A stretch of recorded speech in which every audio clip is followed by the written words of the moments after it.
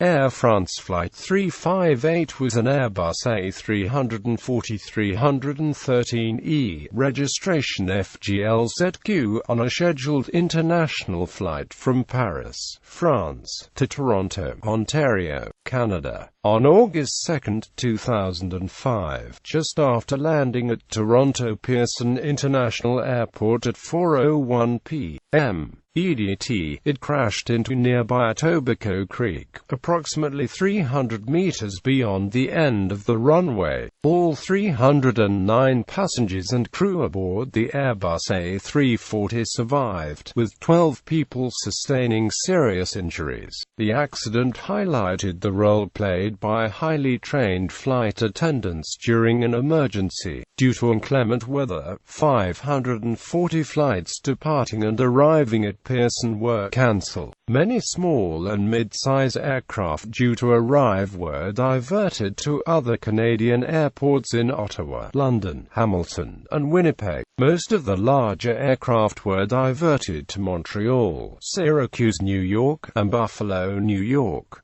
Flights from Vancouver were turned back. The crash of Air France Flight 358 was the biggest crisis to hit Toronto Pearson since the airport's involvement in Operation Yellow Ribbon. Jean Lapierre, the Canadian Minister of Transport, referred to Flight 358 as a miracle because all of the passengers survived. Other press sources described the accident as the Miracle in Toronto, the Toronto Miracle, the Miracle Escape, and the Miracle of runway.All. The accident was investigated by the Transportation Safety Board of Canada, with a final report issued on December 13, 2007.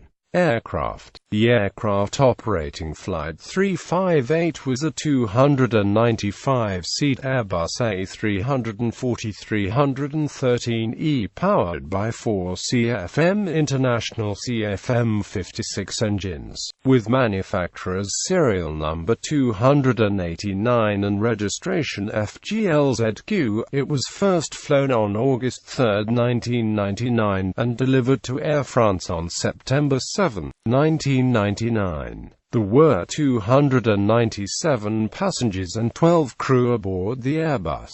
On this flight, it was flown by Captain Alain Rosset, 57, and First Officer Frédéric Naud, 43. Rosset was a seasoned pilot with 15,411 total flight hours, and Naud had 4,834 hours of flight time. Passengers.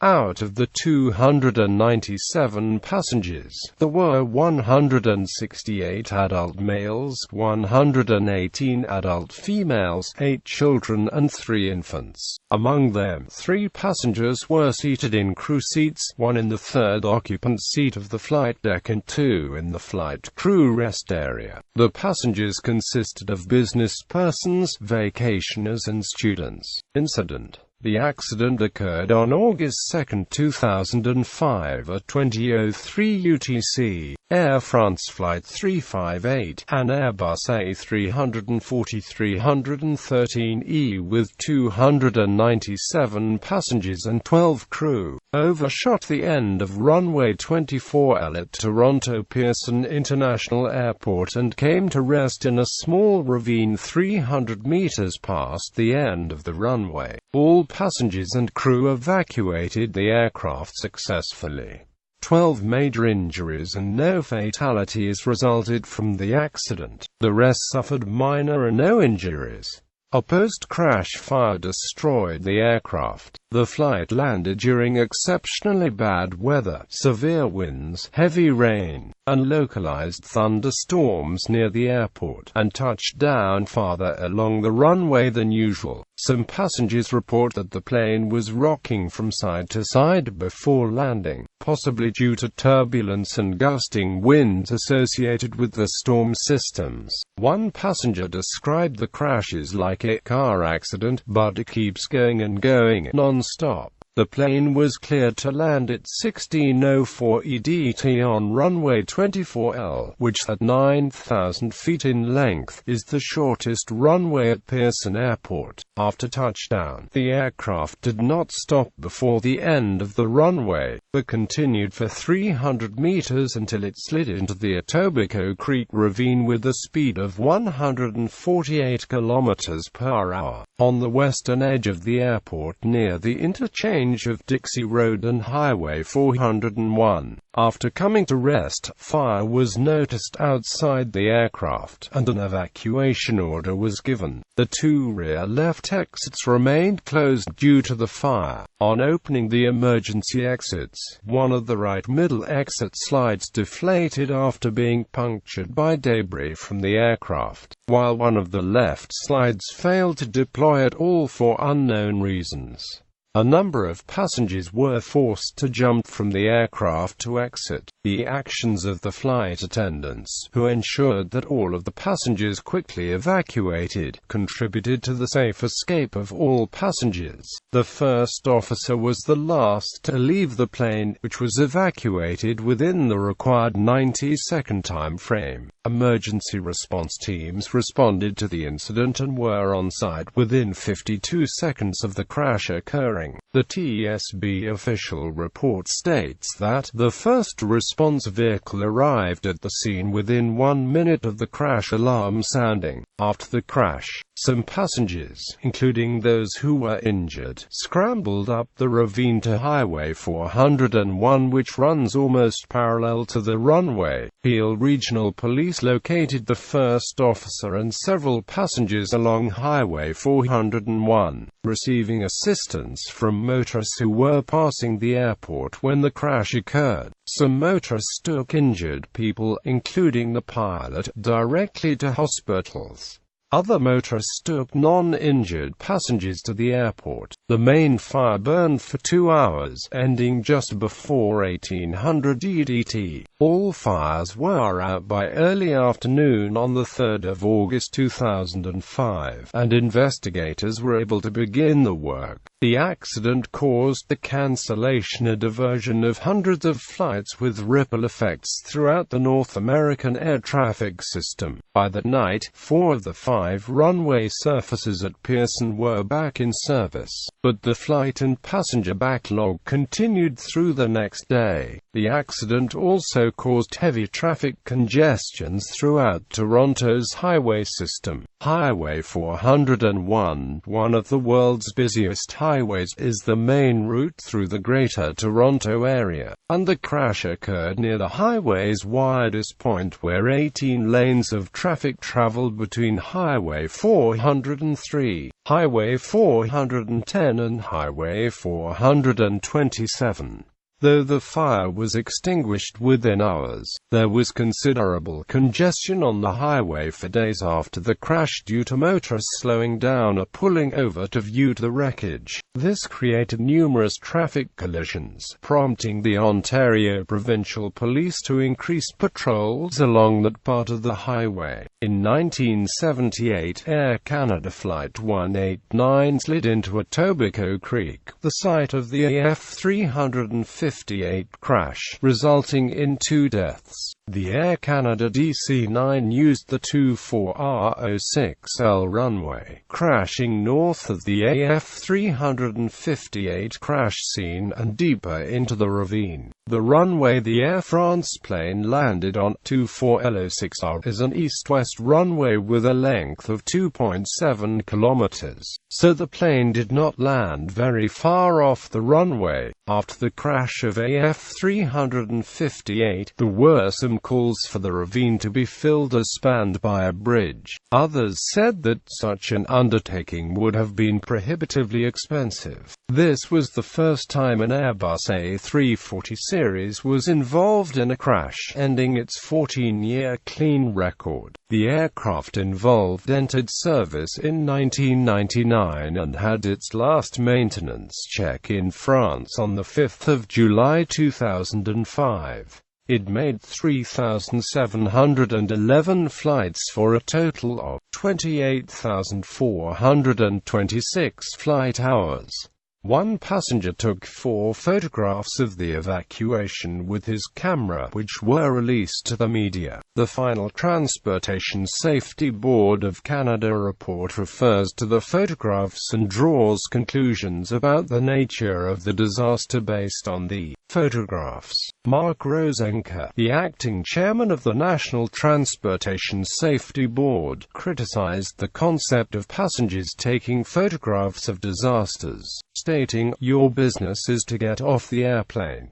Your business is to help anybody who needs help. Therefore, according to Rosenker, taking photographs during an evacuation of an airliner is irresponsible." Helen Muir, an aerospace psychology professor at Cranfield University in the United Kingdom, stated that pausing during evacuations is just what we don't want people to do. Quote, However, Muir added that photographs are very valuable to accident investigators. Weather. A Metaf Pearson was released almost exactly at the time of the accident. It stated that the weather at 20:04 UTC consisted of winds from 340 degrees true at 24 knots gusting to 33 knots, with 1¼ miles visibility in heavy thunderstorms and rain. The ceiling was overcast at 4,500 feet above ground level with towering cumulus clouds.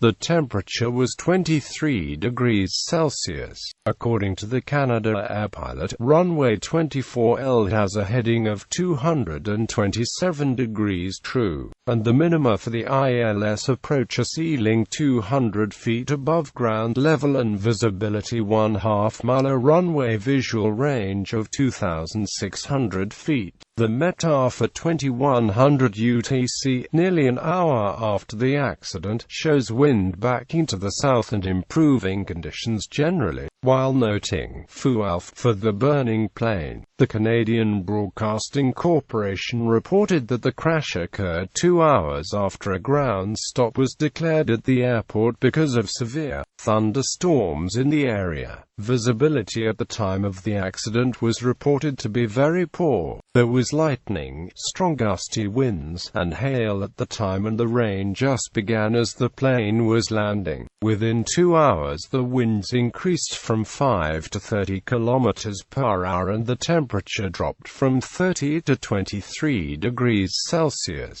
A severe thunderstorm warning was in effect since 11:30 a.m., and all outbound flights and ground servicing operations had been cancelled, but landings were still permitted. Dramatization. This accident is also featured on the Weather Channel television program Storm Stories. An episode of Mayday series also features this incident. Injuries.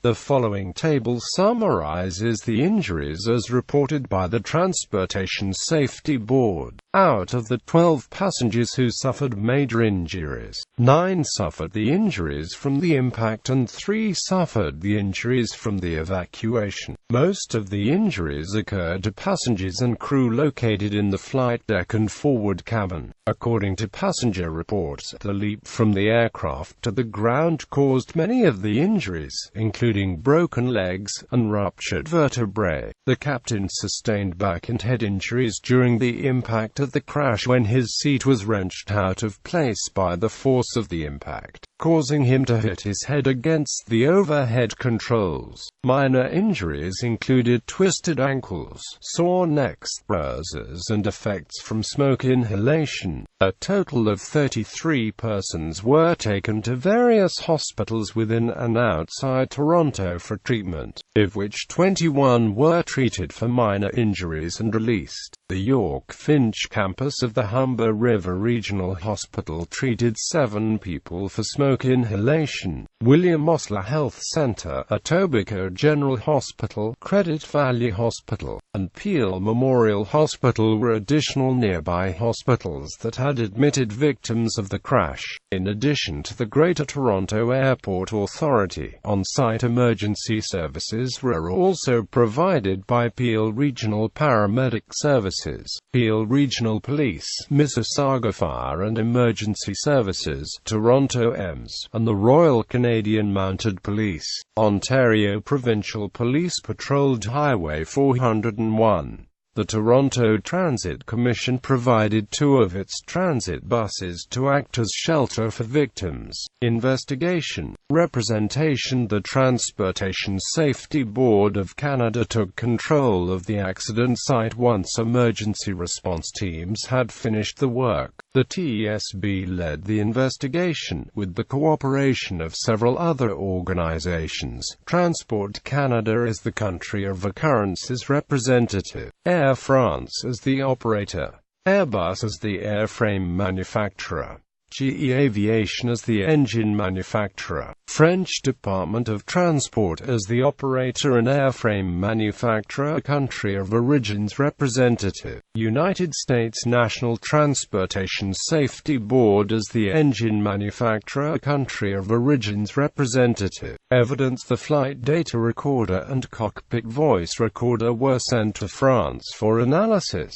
Preliminary results indicate that the plane landed 1,220 meters from the start of the 2,743 meters runway at a ground speed of 148 knots, 140 knots being considered normal, with a tailwind. Skidded down the runway and was traveling over 70 knots as it overran the tarmac and fell into the ravine. Tire marks extend 490 meters, indicating emergency braking action. Écoutez Levasseur Chedalen, the TSB's lead investigator for the accident, said the plane landed too far down the runway to have been able to stop properly on such wet pavement. Investigators have found no evidence of engine trouble, brake failure, or problems with the spoil as a thrust reverses. Why evacuation chutes failed to deploy from 2 exits remains under study. Some fleeing passengers were forced to jump some 2 meters to the ground. For irregularities, the final report of the TSB investigation can be found at the TSB website here. The TSB update states, during the flare, the aircraft entered a heavy shower area, and the crew's forward visibility was significantly reduced as they entered the downpour. Quote, this suggests the possibility that the plane was hit in heavy weather by a wet downburst, causing the Airbus to land long. Based on the Air France A340-313 Quick Reference Handbook, page 34G, landing distance without auto brake. The minimum distance of 1,155 meters would be used in dry conditions to bring the aircraft to a complete stop. In wet conditions, the braking distance increases with a 5-knot tailwind, reverse is operative, and a 6.3 mm of downpour on the runway to 2,016 meters. There was not this much remaining runway available at the touchdown point of the F-358. For reference, 24L at Pearson is 2,743 meters long in total. Other possible irregularities mentioned in a government report on the accident: passenger oxygen tanks supposedly exploded in the heat of the fire. The copy of the ERS aircraft crash chart at Pearson International Airport did not include blueprints for the Airbus A340 model of planes at the time of the crash.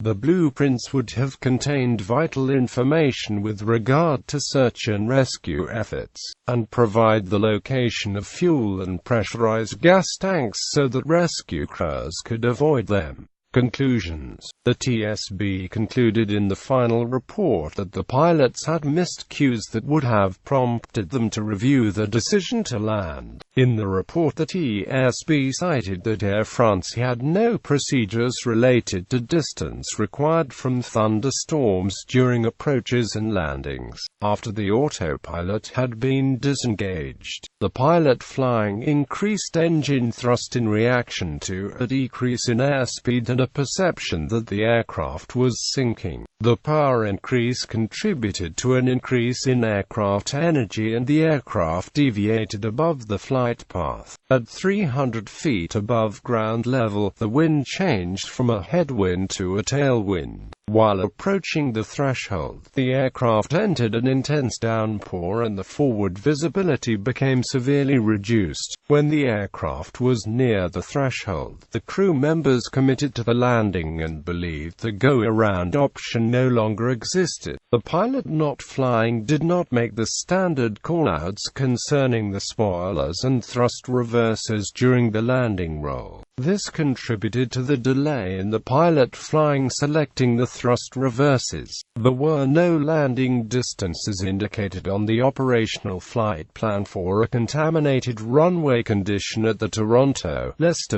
Pearson International Airport. A crew did not calculate the landing distance required for runway 24L despite aviation routine weather reports calling for thunderstorms. A crew were not aware of the margin of error, the topography at the end of the runway beyond the area and the end of runway 24L contributed to aircraft damage and injuries to crew and passengers.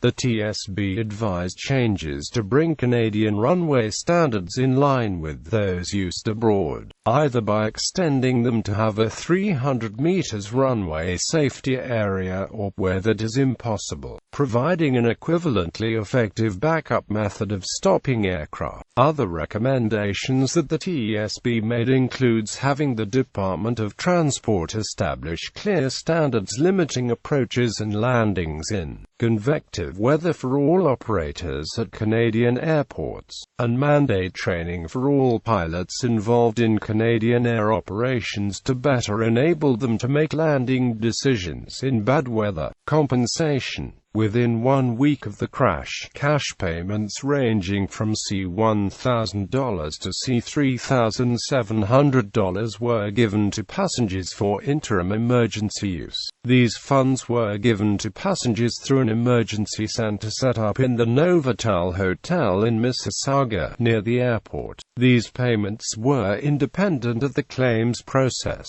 which has been started for passengers who have not retained counsel. It is expected that the insurers of Air France will pay for all damages as well as extra compensation for having passengers go through the ordeal. However, only amounts of €6,000 to €9,000 have been offered, prompting passengers to turn to their lawsuit to seek legal action. The insurance is handled by the Société de Gestion and AMP d'Expertise d'Assurances in France. All passengers have also been offered a free round-trip ticket to any Air France destination in the world in the same fare class in which they were originally booked on a F-340.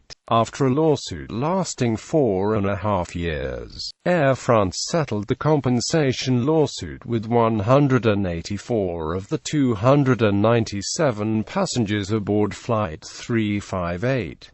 The compensation is for a total of $12 million. Air France will pay $10 million and have been released from passengers' claims stemming from the incident, according to the judgment's summary. Airbus and Goodrich, the company that made the emergency evacuation system on the plane, will pay $1.65 million, and claims against them in a lawsuit have been released. J.J. Camp, a Vancouver lawyer representing claimants, says passengers seriously harmed with either physical or psychological injuries will be eligible for the maximum payout of $175,000. Passengers who weren't seriously harmed in the crash will receive the minimum payment of between $5,000 and $10,000. Litigation. Passenger class action. Within a few days after the accident, a class action suit was filed on behalf of all passengers on board by Representative Plaintiff Suzanne Deek to the Ontario Superior Court of Justice. The attorneys representing Deek and the passengers are Gary R. Will and Paul Miller from Will Barristers in Toronto. The plaintiffs sought payments for general and aggravated damages in the amount of $75 million, and payments for special damages and pecuniary damages in the amount of $250 million. A second class action lawsuit was also filed by plaintiffs Sahar Al-Qudsi and Yanis Kawashmi for $150 million a few days later. However, both suits had since merged as only one lawsuit was allowed to proceed to court. In December 2009, a $12 million settlement agreement was reached between Air France and the class. The settlement resolved the claims of 184 passengers and the families. 45 other passengers had opted out of the suit, while 68 others have already agreed to a settlement with Air France. Air France stated that it would not lose any money from the lawsuits as it is covered by its insurers. Air France did not provide further contacts and assistance to those who retained counsel of the lawsuit until an agreement has been made between both sides' lawyers. Air France lawsuit. In June 2008, almost 3 years after the accident, Air France filed a lawsuit against the Greater Toronto Airports Authority (NAV Canada) and the Government of Canada for $180 million. In the statement of claim filed with the Ontario Superior Court of Justice, Air France alleged that the GTAA failed to provide a safe environment for the conduct of civil air operations. The statement also claims that the overrun and the consequent injuries to persons and damage to property were caused solely by the negligence of the defendants. Air France says Transport Canada was negligent by not implementing the recommendations of a coroner's inquest into the 1978 crash that urged the creation of a 300-meter safety area to give aircraft more room to stop after landing. Aftermath. An inquiry by the Transportation Safety Board of Canada found runway safety zones at the end of runways at some Canadian airports are below accepted international standards. The report highlighted that Toronto Pearson's runways meet current Canadian standards, and at runway 24L hazard a factor 150-meter RESA. The TSB also suggested precautions are needed to be taken by airlines when landing in bad weather. Flight 358 is no longer used on this route. The flight route designation for Air France's Paris-Toronto route is now Flight 356, using a Boeing 777 aircraft. There were 36 other runway overrun accidents in the same year.